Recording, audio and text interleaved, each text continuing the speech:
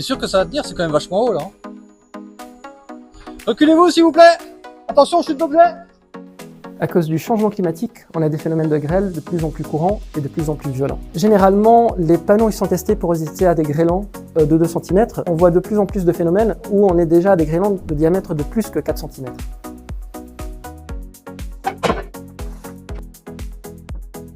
On remplace les grêlons par des boules de pétanque, c'est plus efficace. Alors derrière moi, vous avez des panneaux bivers, c'est les panneaux les plus installés en France, plus de 80% du marché.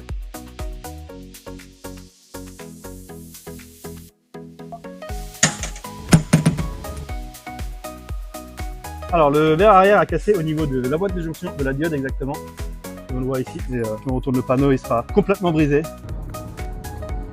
Alors là, on a jeté la boule d'une hauteur de 50 cm, ça correspond à une force de 3,5 joules. C'est ce qui arrive quand vous avez des grêlons d'une taille d'un peu moins de 30 mm de diamètre. Et ce type d'événement, ça peut arriver plusieurs fois dans la vie d'un panneau. Bon, là, les modules, ils sont cassés. Ici, sur la face avant, ici, sur la face arrière.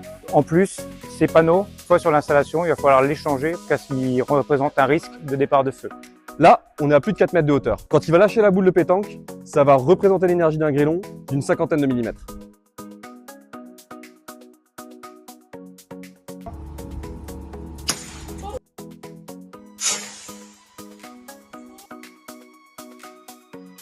Chez Voltec, nous avons travaillé avec les meilleurs, des experts de la balistique pour concevoir le module le plus résistant au monde.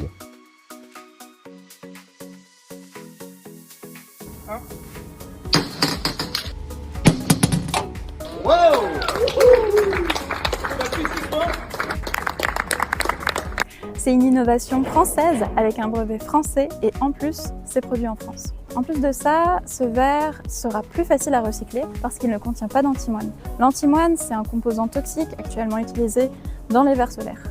À noter qu'avec ce produit, on réduit au maximum notre empreinte environnementale grâce à tous les composants principaux qui seront bas carbone. C'est vraiment un super produit.